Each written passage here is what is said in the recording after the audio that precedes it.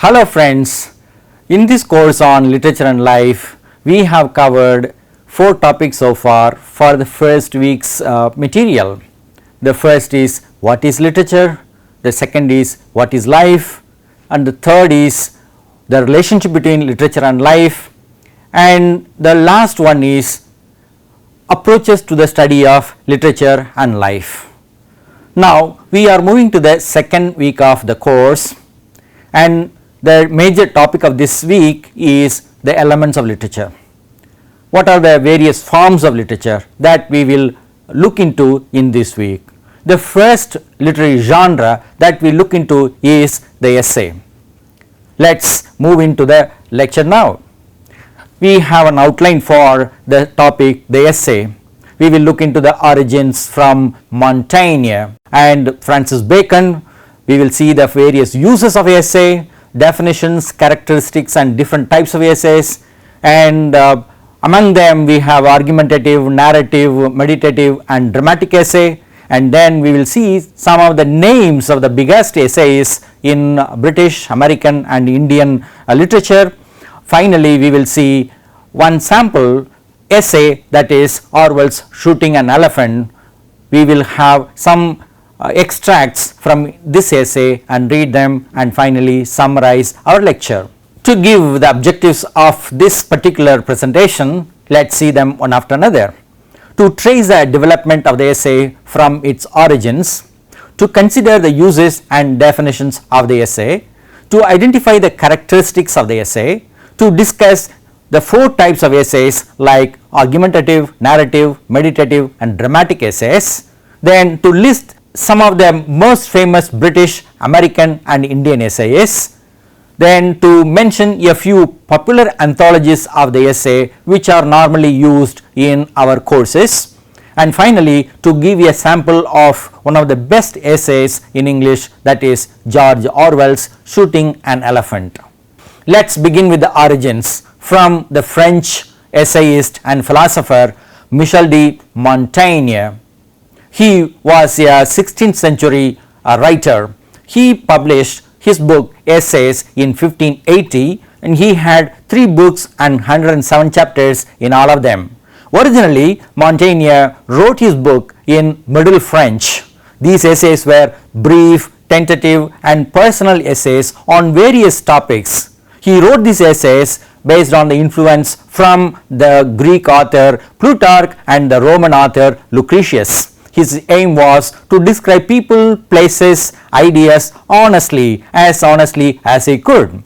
He had 3 different kinds of books and we have some examples from each of them, of idleness from book 1, of books from book 2 and of vanity from book 3. We also have some quotations from his writings, 2 quotations we have. I hope you will really like them. The greatest thing in the world is to know how to belong to oneself. It's a great piece of wisdom. I am sure you will appreciate it. Next one is, the most certain sign of wisdom is cheerfulness. How happy one can be even when one is in the midst of some sorrow or difficulties. If we have a cheerful attitude to life, we can enjoy our life. Now let us come to the father of the English essay, that is Sir Francis Bacon. He was again a late 16th century and early 17th century a lawyer, member of parliament and Lord Chancellor. He is known for his aphoristic essays and the scientific method of observation and verification of data for gaining knowledge. This particular method of observation and verification is still used in all sciences throughout the world. He used the English language for his essays, unlike his books, The Advancement of Learning and Novum Organum, which he thought were great, and he used Latin language for them, whereas for his book of essays he used the English language, which did not have so much of reputation at that time. He also published his essays in 3 different editions. First, when it was published in 1597, it had 10 essays, then in 1612 it had 38 essays, and finally in 1625 it had 58 essays. Here are some examples: of truth, of studies, of revenge and of gardens. Here again we have some quotations from Bacon's essays. This is a well known one. Reading maketh a full man, conference a ready man, and writing an exact man. Only when we write we will come to know the capacity that we have for sharing our own thoughts with the rest of the world.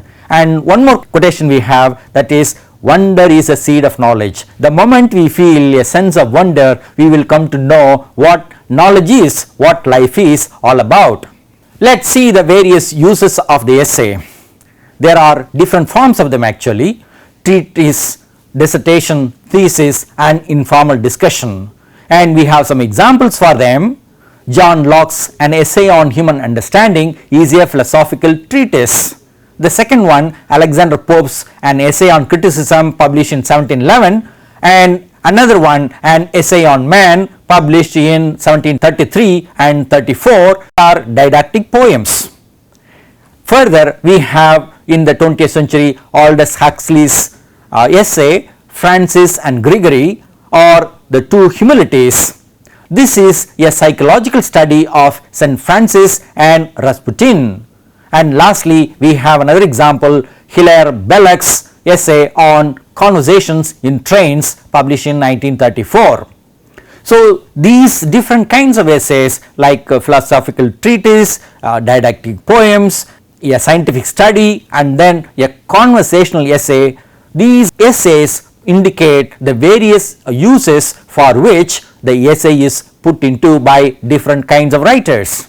If we look at the definitions, we will find it very easy to understand what an essay is. This word essay is originally from French language, which means trial or test. It is also used to refer to attempt, and as the word essay says, it means test. The whole idea of this essay is to share one's thoughts, feelings and ideas, though not systematically, with digressions and uncertainties. One may not have a complete idea of what one is sharing, still one wants to share his or her thoughts and feelings and ideas. According to Dr. Samuel Johnson, essay is a loose sally of the mind, an irregular undigested piece, not a regular and orderly composition. This sally of the mind is all about witty remarks, intelligent ways of saying certain things in beautiful, brilliant expressions. Then, according to Edmund Goss, an essay is a composition of moderate length, which deals in an easy, cursory way with the external conditions of a subject and in strictness with that subject only as it affects the writer. So, some kind of personal connection between the writer and the subject must be there, according to Edmund Goss. And lastly, we have a typical academic definition from Chris Baldock. For him, an essay is a short written composition in prose that discusses a subject or proposes an argument without claiming to be a complete, thorough exposition. There is a kind of exposition, but it is not complete, it is not thorough, and it is only a tentative feeling about the topic. Whatever one feels about a particular topic, the writer shares his or her views in the form of an essay. As the original meaning says, it is a test, it is an attempt to share one's thoughts and ideas. We can look into the ways in which the term essay is classified. Essay is a brief and less systematic form of writing. It is meant for pleasure, just delight, and we have more formal ways of writing essays in the form of treatise, dissertation, thesis and book. These various forms of the essay are long, systematic, comprehensive and conclusive writings. These are meant for profit or knowledge, and they would have more comprehensive approach to the topic of discussion. And lastly, we also have the memoir, where we can have an autobiographical account of whatever one feels or one witnessed, one experienced in one's life. So these three major forms, brief and less systematic form of writing meant for pleasure, and long, systematic, comprehensive, conclusive form of writing in the form of treatise, dissertation, thesis and book, and finally a very personal way of sharing one's thoughts in the form of a memoir. Let's ask this question: what are the characteristics of the essay? By now we would have understood certain words which we have already used. The essay is very brief and it covers wide ranging topics. It doesn't restrict itself to a particular topic. Normally it is incomplete and it never concludes on a particular discussion. And similarly, the writers may not have any huge ambition to cover a larger aspect of life. Normally an essay is addressed to a general reader, not a very particular specialized reader in science, in any form of life. This essay uses non-technical language for general readers, and to create more interest in the writing, writers may use anecdotes, striking illustrations, and even they may share some humorous jokes in the writing. Ultimately, at the bottom of the essay lies self-examination. The writer examines himself or herself in relation to the subject that he or she deals with. So these are the characteristics of the essay: brief, wide, incomplete, not very ambitious, not specific to a particular reader but a general reader, and so it tends to use non-technical language, that is ordinary, common, informal language with some ideas of anecdotes, striking illustrations, humor, and most importantly about self-examination. We learn to understand what we are. That's why this course on literature and life will be very useful to you. What are the different types of essays that we have? We can classify them in various ways, like formal, informal, personal, impersonal, subjective, objective, literary, journalistic, periodical, and prose essay, and also verse essay, depending on the medium that one uses. And for our purpose, we are using the ideas of Robert Scholes and others in their book called Elements of Literature. We focus on 4 types: argumentative essay, narrative essay, meditative essay, and dramatic essay. What is an argumentative essay? Writers generally believe that persuasion is at the heart of all essays. Whatever type of essay it may be, persuasion is at the heart. The writer tries to convince the reader about his or her opinion. There is a case for something, that means there is an argument. The writers also attempt to establish a point of view. There may be some main points and supporting details to convince the reader. And writers use analogies, statistical evidence, expert testimony, and appeal to common experience to support their own viewpoints. This expert testimony may be from some authors, well-established authors, something like quotations they may use, or appeal to common experience, our own experience. You would have seen this in your own life. That's how the authors will relate to us, or they will give us some numbers, thousands and lakhs, and they will give some numbers, or they may relate the subject to other areas of life, way of comparison. That's where we have analogies. Some of the examples we have for argumentative essay are D.H. Lawrence's essay Cocksure Women and Hensure Men. The title itself is attractive. I am sure you will be motivated to look into what this Cocksure Women and Hensure Men essay is all about. Then we have another essay by E.M. Foster on What I Believe. So to express one's own idea of belief, these are my beliefs, one can look at this as a model of writing. And lastly, we have George Orwell's essay, most famous essay, Politics and the English Language, published in 1946. He argues that English language has become corrupt and it has been misused by politicians, and so there is no sincerity in expression of ideas. And we have this essay for our discussion in our course. When we come to the actual topic of the essay, we will discuss Orwell's essay, Politics and the English Language. We have the second form of essay called narrative essay. There are elements of narration in some essays which are dominated by narrative techniques, like they will have a story and also there will be a storyteller. When we tell a story, it will include characters, events arranged in particular time, moving towards a climax and then a resolution. The story may move through a dialogue or description and commentary by the narrator or by the author. There will be different stages in the movement of the plot. When any narrative will have some sense of plot, so there will be different stages, beginning, middle and end. At least 3 stages will be there. A narrative essay of course differs from the story, but then it will have the elements of the story. This narrative essay is built around a particular event or situation in time and space. That's where we have some action or some movement we have in this narrative essay. The narrative essay, when it deals with a personal story, may be like an autobiography, or when the narrative essay deals with an impersonal element, it may be like a journalistic essay. We have two examples. One is Nora Ephron's The Hurled Ashtray, and the second one is APJ Abdul Kalam's When I Failed. This essay is found in his book My Journey. We have taken up this for discussion in our course. That's why we have highlighted it in red color for us. We will learn the lessons of failure and use them for success in our own life. Let's move on to the next essay, that is Meditative Essay. When an essay has this element of conversation with the self, that is with the author himself, we have something like a meditative essay. It aims to discover the truth about something.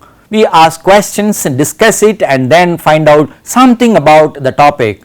There are different ways of thinking about any topic for that matter, and here when we write an essay, we think on paper, and when we think on paper and write it, or on a screen when we type it, we have personal explorations. We explore a topic on our own, what it means for us. This is not exactly aimed at persuading somebody to believe in what we think about or what we feel about a particular topic. However, we deal with certain attitudes and ideas, our own attitudes or ideas, or the attitudes and ideas of others in this particular exploration. When we develop the ideas, we develop them through association. There is no logic or systematic account of what we think about. Meanings are brought into the essay more through suggestions, and these are meant to be enrichments for the reader, whoever reads it. We have some essays as examples here. Francis Bacon's essay on Of Revenge, and another one, Elvin Brooks White's essay on Spring. Whenever we read some essays, when we are able to see that the authors discuss these ideas with reference to their own self, when they think about these topics seriously and share them with us, then we will feel that we are connected with them. That's why these informal essays, particularly exploring our attitudes to life, will have greater impact on us. Now we come to the last type of essay called dramatic essay.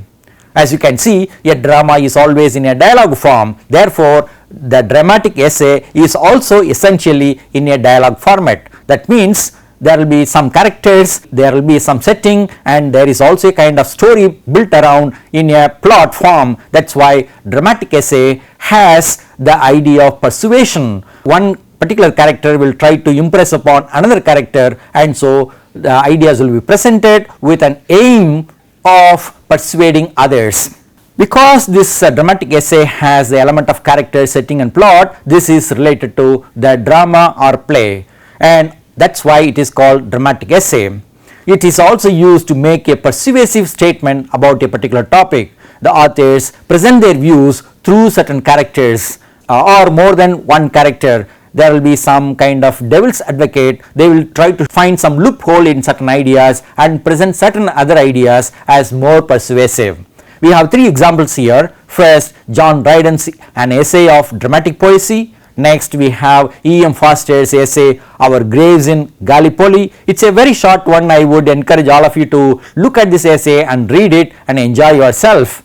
And the last one is Art Buchwald's essay The Cost of Democracy. It is actually an essay by Art Buchwald, and he doesn't speak directly about democracy. He creates certain characters, or he uses certain historical characters to discuss the idea of democracy in this essay. This is also a very brief one. You can Google it and find it and read it and enjoy it yourself.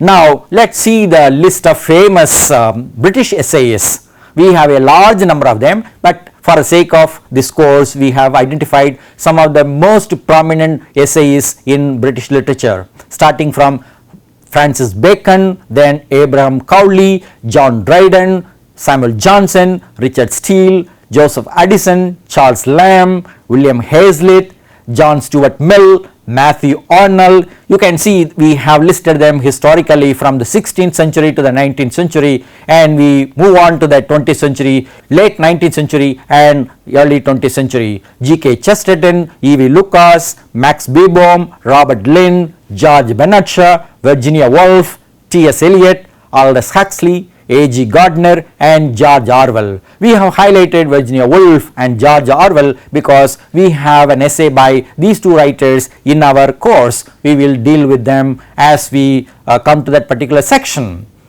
These are well known writers. There are many others. You can read them on your own.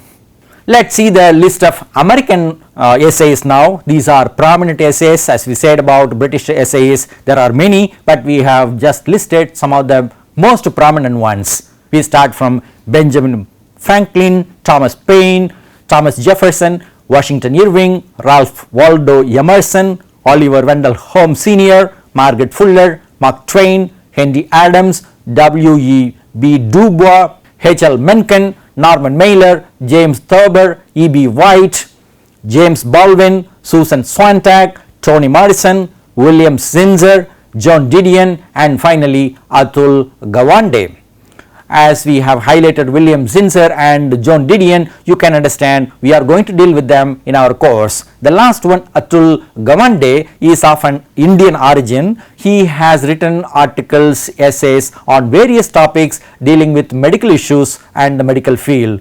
I happened to read one or two of them and I thought I should draw your attention to this writer, living writer. You can Google and find his essays and read them, how he personally feels about the medical field.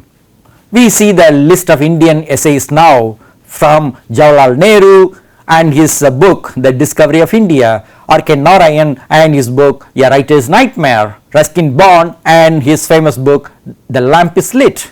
Then again we come back to R.K. Narayan's book of essays, A Storyteller's World. Then we come to our living author Chetan Bhagat's book What Young India Wants.